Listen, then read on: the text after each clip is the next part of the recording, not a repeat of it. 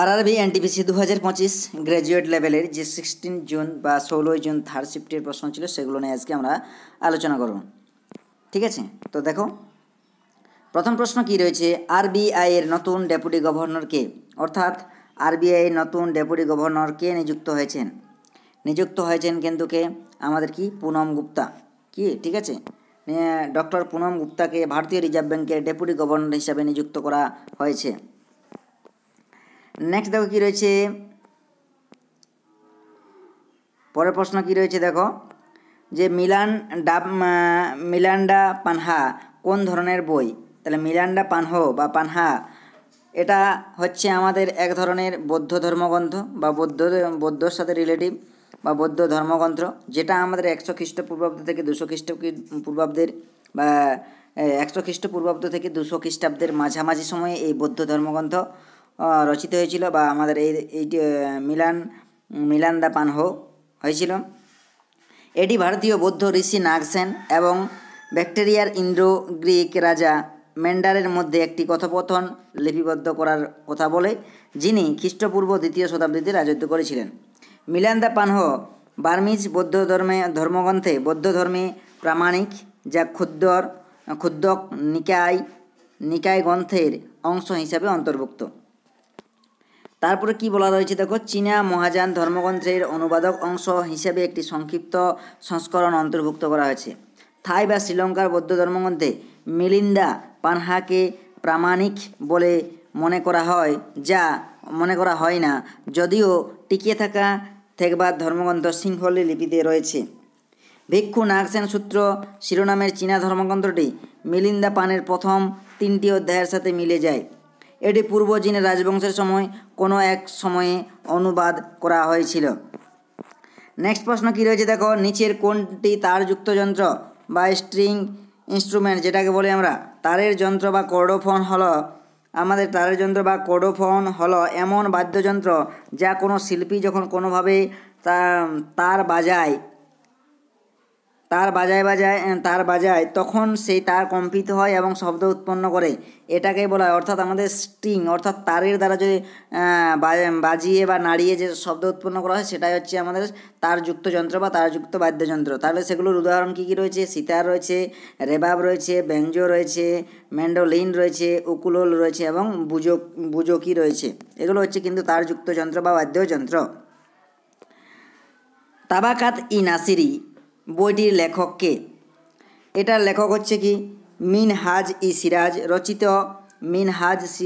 রচিত তাবাকাত-ই-নাসিরি। এটি ফার্সি ভাষায় লিখিত ইসলামী বিশ্বের একটি বিস্তৃত ইতিহাস। এটি 1260 খ্রিস্টাব্দে সমাপ্ত হয়েছিল। এর উদ্দেশ্য ছিল ইরান এবং মধ্য এশিয়ার উদ্ভূত মুসলিম রাজবংশগুলির বিবরণ দেওয়া। এটি 1929 সালে 30 সাল পর্যন্ত দিল্লির সুলতানের বিরুদ্ধে বাংলার খলজি বিদ্রোহের একমাত্র অস্ত্র ছিল। এটি 23টি খণ্ড নিয়ে গঠিত এবং স্পষ্টভাবে এটা লেখা হয়েছে। নেক্সট দেখো কি রয়েছে, ভারতীয় সংবিধানের 352 অনুচ্ছেদ মন্ত্রিসভায় শব্দটি যুক্ত করা হয়েছে। ভারতীয় সংবিধানের 352 অনুচ্ছেদে মন্ত্রিসভা শব্দটি যুক্ত করা হয়েছিল।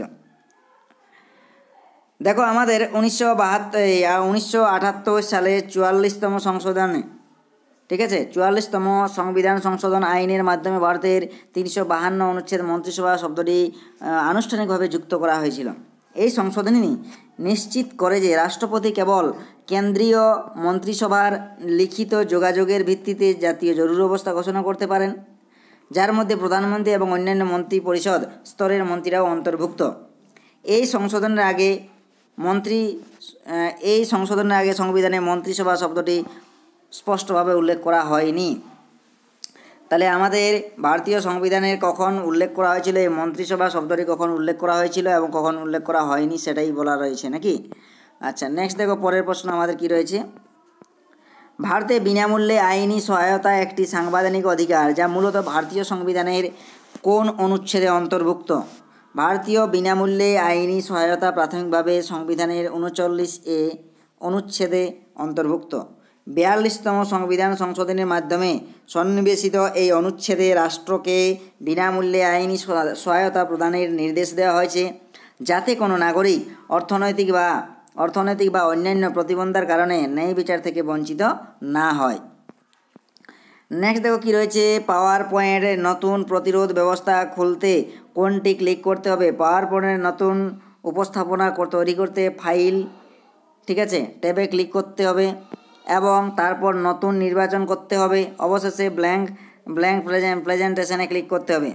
বিকল্পভাবে আপনি যদি করেন তাহলে কী হবে, পূর্ব পরিকল্পিত বিন্যাস দিয়ে শুরু করতে চান তবে আপনি একটি টেমপ্লেট বেছে নিতে পারেন।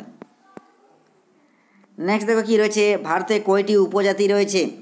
ভারতে 705টি উপজাতি গোষ্ঠীকে তফসিলি জাতি অর্থাৎ এসটি হিসাবে স্বীকৃতি দেয় এবং 2011 সালে আদমশুমারি অনুসারে এই উপজাতিগুলি মোট জনসংখ্যার 8.6% এবং বিভিন্ন রাজ্য এবং কেন্দ্রশাসিত অঞ্চলে ছড়িয়ে ছিটিয়ে রয়েছে। নেক্সট দেখো কী রয়েছে, ভারতের পূর্ব থেকে পশ্চিমের দৈর্ঘ্য কত? তাহলে ভারতের পূর্ব থেকে পশ্চিমের দৈর্ঘ্য হচ্ছে 2933 কিলোমিটার বা 1822 মাইল। 2933 কিলোমিটার বা 1822 মাইল। মরুভূমিতে কোন উদ্ভিদ পাওয়া যায়? মরুভূমিতে যে উদ্ভিদগুলো পাওয়া যায় সেগুলোকে বলি আমরা জেরোফাইট উদ্ভিদ। কী উদ্ভিদ? জেরোফাইট উদ্ভিদ। তাহলে মরুভূমির গাছপালাগুলো কাঁটা ঝোপযুক্ত হয়, শুষ্ক মরুভূমির মতো অঞ্চলে এগুলি পাওয়া যায়। গ্রীষ্মমণ্ডলীয় মরুভূমিগুলি মহাদেশীয় পশ্চিম প্রান্তে অবস্থিত। অল্প বৃষ্টিপাত এবং তীব্র তাপের কারণে এই গাছপালার আবরণ খুবই কম। বেশিরভাগ মরুভূমি গাছপালা খরা এবং লবণাক্ত সহনশীল। কিছু তাদের পাতা এবং শিকড় বা কাণ্ডে জল সঞ্চয় করে, অন্যান্য এমনকি তাদের পাতাগুলি কাঁটায় রূপান্তরিত হয়, ঠিক আছে। এছাড়াও কী বলছে, অন্যান্য মরুভূমির উদ্ভিদের লম্বা শিকড় থাকে যা জলস্তর ভেদ করে মাটিকে আঁকড়ে রাখে এবং ক্ষয় নিয়ন্ত্রণ করে।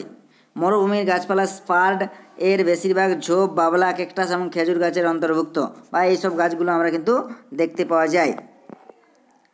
নেক্সট দেখো কি রয়েছে, 2025 সালে ওয়েব সামিট কোথায় অনুষ্ঠিত হবে? ওয়েব সামিট অনুষ্ঠিত হবে 13 থেকে 14 নভেম্বর। 2025 সালে 13-14 নভেম্বর পর্তুগালের লিসবনে কিন্তু আমাদের এই ওয়েব সামিট অনুষ্ঠিত হবে। এক্সেল ওয়ার্কবুক সংরক্ষণের জন্য কিবোর্ডের শর্টকাট কী? তাহলে এক্সেল একটি ওয়ার্কবুক সংরক্ষণের জন্য শর্টকাট কী হলো Ctrl+S। শর্টকাটে বর্তমানটি ওয়ার্কবুক এবং এর পরিবর্তনে সংরক্ষণ করার একটি দ্রুত উপায়, বিশেষ করে যদি এটি একটি বিদ্যমান ফাইল হয়, ঠিক আছে, তাহলে কিন্তু আমাদের হবে। শিবালিক পাহাড় কোথায় বিস্তৃত? তাহলে শিবালিক পাহাড় কোথায় বিস্তৃত? তাহলে শিবালিক পাহাড় যা বাইরের হিমালয় নামে পরিচিত, উত্তর পূর্ব ভারতের সিকিম, তিস্তা নদী থেকে পশ্চিম নেপাল এবং উত্তর পশ্চিম ভারতের কিছু অংশ এবং উত্তর পাকিস্তান পর্যন্ত বিস্তৃত। এগুলি একটি অবিচ্ছিন্ন পর্বতশ্রেণী যা মূল হিমালয় পর্বতশ্রেণীর দক্ষিণে অবস্থিত। বিশেষ করে শিবালিক পাহাড়গুলি ভারতের বেশ কয়েকটি রাজ্য জুড়ে বিস্তৃত। জম্মু কাশ্মীর, হিমাচল প্রদেশ, পাঞ্জাব, হরিয়ানা, উত্তরাখণ্ড, উত্তরপ্রদেশ এবং আসাম এই জায়গায় অন্তর্ভুক্ত, ঠিক আছে, বা এই রাজ্য জুড়ে বিস্তৃত। নেক্সট দেখো কি রয়েছে, 2025 সালের বিশেষ অলিম্পিক্স বিশ্ব শীতকালীন গেমসে ভারত মোট কয়টি পদক জিতেছে? ভারতে মোট ইতালির তুরিনে কোথায় অনুষ্ঠিত হয়েছিল? তুরিনে অনুষ্ঠিত special Olympic world winter games 2025। এটাতে ভারত মোট 33টি পদক জিতেছে, যার মধ্যে রয়েছে 8টি স্বর্ণপদক, 13টি রৌপ্য পদক এবং 7টি ব্রোঞ্জ পদক রয়েছে এই 33টির মধ্যে। নেক্সট দেখো কি রয়েছে, 1905 সালের পর কংগ্রেস কোন সভা শুরু করে? তাহলে 1905 সালে বেনারসে অনুষ্ঠিত হয় একটি অধিবেশন শুরু হয়, বা অধিবেশনের পর ভারতীয় জাতীয় কংগ্রেসের স্বাধীনতার আগে আরও বেশ কয়েকটি অধিবেশন আয়োজন করেছিল। এর মধ্যে উল্লেখযোগ্য ছিল সেটা ছিল 1906 সালের কলকাতা অধিবেশন। 1906 সালের কলকাতা অধিবেশন, যেখানে স্বরাজকে লক্ষ্য হিসাবে ঘোষণা করা হয়েছিল। এছাড়াও রয়েছে কি, দেখো 1907 সালে সুরাট অধিবেশনে, যার ফলে সুরাট বিভক্ত হয়েছিল, এবং 1911 সালে কলকাতা অধিবেশন, যেখানে প্রথমবারের মতো জনগণ মন গাওয়া হয়েছিল 1911 সালে। আরও কিছু সংবিধান রয়েছে, দেখো আমাদের যেমন 1906 সালে কলকাতা অধিবেশন, 1907 সালে সুরাট অধিবেশন, 1911 সালে কলকাতা অধিবেশন, ঠিক আছে, 1915 সালে বোম্বে অধিবেশন এবং আরও অন্য কংগ্রেস এলাহাবাদ 1910, মাদ্রাজ 1860, লাহোর অধিবেশন 1909 এই অধিবেশনগুলি আয়োজন করেছিল। এগুলোর মধ্যে যেটা অপশানে ছিল সেটি হবে COP16। COP16 এর স্লোগান কী ছিল? COP16 স্লোগান ছিল প্রকৃতির সাথে শান্তি। প্রকৃতির সাথে শান্তি ছিল COP16 স্লোগান। নেক্সট দেখো কী রয়েছে, ডিজিটাল ইন্ডিয়ার লক্ষ্য ও উদ্দেশ্য কী? আচ্ছা, কি নয়, উদ্দেশ্য নয় কোনটি বললো? এরকম অপশানে ছিল, তো আমরা এখানে উদ্দেশ্যগুলো দেখে নেব। তাহলে উদ্দেশ্য কি? এইটা কিন্তু ডিজিটাল ইন্ডিয়া কর্মসূচি 1 জুলাই 1915 তারিখে কিন্তু চালু করেছিল এই ডিজিটাল ইন্ডিয়া কর্মসূচি বা প্রোগ্রাম। এর লক্ষ্য হলো প্রবৃদ্ধির 9টি স্তম্ভের উপর অত্যন্ত প্রয়োজনীয় জোর দেওয়া। কটি স্তম্ভের উপর? 9টি স্তম্ভের উপর প্রয়োজনীয়, যেগুলো হচ্ছে ব্রডব্যান্ড হাইওয়ে, মোবাইল সংযোগে সার্বজনীন access, public internet access program, governance, প্রযুক্তির মাধ্যমে সরকার সংস্কার, ক্রান্তি, ইলেকট্রনিক পরিষেবা সরবরাহ, সকলের জন্য তথ্য, ইলেকট্রনিক্স উৎপাদন, চাকরির জন্য তথ্য প্রযুক্তি এবং প্রাথমিক ফসল উৎপাদন কর্মসূচি। এই কর্মসূচির 3 মূল ক্ষেত্রকে কেন্দ্র করে পরিচালিত, যথা হচ্ছে প্রতিটি নাগরিকের জন্য ডিজিটাল অবকাঠামো, চাহিদা অনুযায়ী ডিজিটাল পরিষেবা এবং প্রশাসন নাগরিক ডিজিটাল ক্ষমতায়ন, এবং কী বলছে, প্রশাসন এবং নাগরিকদের ডিজিটাল ক্ষমতায়ন। এছাড়াও করেছে সরকারের উচ্চাকাঙ্ক্ষী ডিজিটাল ইন্ডিয়া পরিকল্পনার লক্ষ্য হলো ভারতের সমস্ত গ্রাম এবং গ্রাম পঞ্চায়েতে ব্রডব্যান্ড ইন্টারনেটের মাধ্যমে ডিজিটালভাবে সংযুক্ত করা, গভর্নেন্সকে উন্নীত করা এবং ভারতকে একটি সংযুক্ত জ্ঞান অর্থনীতিতে রূপান্তরিত করা। নেক্সট দেখো কী রয়েছে, নিম্নলিখিত কোন গায়ক মরণোত্তর পদ্ম পুরস্কারে ভূষিত হয়েছেন? পাশ্চম্বলিসি মানে হচ্ছে মরণোত্তর পদ্ম পুরস্কারে ভূষিত হয়েছেন। তাহলে কিংবদন্তি যদি মরণোত্তর পদ্ম পুরস্কার হয় তাহলে হবে কি? আমাদের কিংবদন্তি গজল গায়ক পঙ্কজ উদাস মরণোত্তর পুরস্কারে পুরস্কৃত করেছেন। এছাড়াও বলছে এখানে পদ্ম পুরস্কার আছে, পদ্মবিভূষণ রয়েছে। পদ্মবিভূষণ কেউ বলছে পদ্মবিভূষণ, তো তোমরা দেখে নেবে পদ্ম পুরস্কার হলে এটা হবে সঠিক উত্তর, ঠিক আছে। নেক্সট দেখো কী রয়েছে, মাইক্রোসফট পাওয়ার পয়েন্টে নতুন প্রেজেন্টেশন তৈরি করার শর্টকাট কী? তাহলে তো শর্টকাট কী হচ্ছে, কন্ট্রোল বা CTRL+N প্রেস করলেই হবে। দেখো এখানে কিছু শর্টকাট কী রয়েছে, সেগুলো কী কী রয়েছে আমাদের, যেমন CTRL বা Ctrl+G টিপলে হবে টু গ্রুপ আইটেম, ঠিক আছে, কোনো আইটেমকে গ্রুপ করা, ঠিক আছে, গ্রুপে কনভার্ট করা। Ctrl+Q to save and close the representation. Ctrl+E to centre align the টেক্সটকে সেন্টারে সাজানো। Ctrl+Shift+লেস দেন, যেটাকে বলি আমরা to decrease the text size, মানে টেক্সট সাইজকে কমানো। Ctrl+UP বা আপ, যেটাকে আমাদের কী হবে, স্লাইডকে মুভ করানো। Shift+F5 যেটা হচ্ছে start presentation move from the current slide থেকে ওই স্টার্ট প্রেজেন্টেশনে মুভ করা, যেটা বলে move from the current slide start presentation. আচ্ছা, তারপর হচ্ছে CTRL+N নতুন প্রেজেন্টেশন তৈরি করা। CTRL+M insert a new slide. CTRL+D হচ্ছে ডুপ্লিকেট স্লাইড তৈরি করা। Ctrl+K insert a link create করা বা একটি লিঙ্ক ইনসার্ট করা। নেক্সট দেখো পরের কী রয়েছে, বিশ্বের সেরা বিমানবন্দর কোনটি? বিশ্বের সেরা বিমানবন্দর কোনটি? তাহলে সিঙ্গাপুর চাঙ্গি বিমানবন্দর। সিঙ্গাপুর চাঙ্গি বিমানবন্দর হচ্ছে বিশ্বের সেরা বিমানবন্দর, বিশ্বের সেরা। এটি তার চমৎকার যাত্রী অভিজ্ঞতা এবং সুযোগ সুবিধার জন্য এটি স্বীকৃত। এছাড়াও 2য় নম্বরে রয়েছে দোহার হামাদ আন্তর্জাতিক বিমানবন্দর, এবং 3য় নম্বর রয়েছে টোকিও হানেদা বিমানবন্দর। এরা হচ্ছে 2য় এবং 3য় স্থান রয়েছে।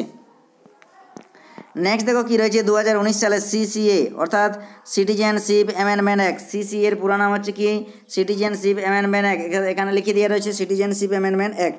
তাহলে এই কোন ধর্ম অন্তর্ভুক্ত নয়? তাহলে 2019 সালে নাগরিকত্ব আইন CCA স্পষ্টভাবে ধর্মীয় সংখ্যালঘুদের তালিকা থেকে মুসলিমদের বাদ দিয়েছে। কাদের? মুসলিমদের বাদ দেওয়া হয়েছে, যারা দ্রুত ভারতীয় নাগরিকদের জন্য যোগ্য।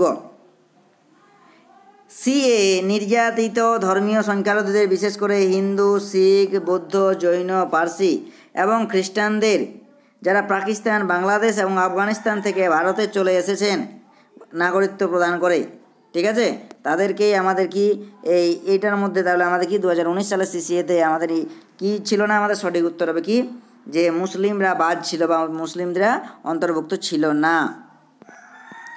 নেক্সট প্রশ্ন কি রয়েছে দেখো, আগ্রার জাহাঙ্গীর মহল কোন পাথর দিয়ে তৈরি? আগ্রার জাহাঙ্গীর মহল মূলত লাল বেলে পাথর দিয়ে তৈরি। কী দ্বারা? লাল বেলে পাথর দিয়ে তৈরি। দেখো এতে সাদা মার্বেলের সাজসজ্জার উপাদান রয়েছে, বিশেষ করে সুষমভাবে জ্যামিতিক নকশা রয়েছে। প্রাসাদটি হিন্দু এবং ইসলামিক স্থাপত্যের শৈলীর সংমিশ্রণে তৈরি, যেটি লাল বেলে পাথরের একটি প্রধান উপাদান।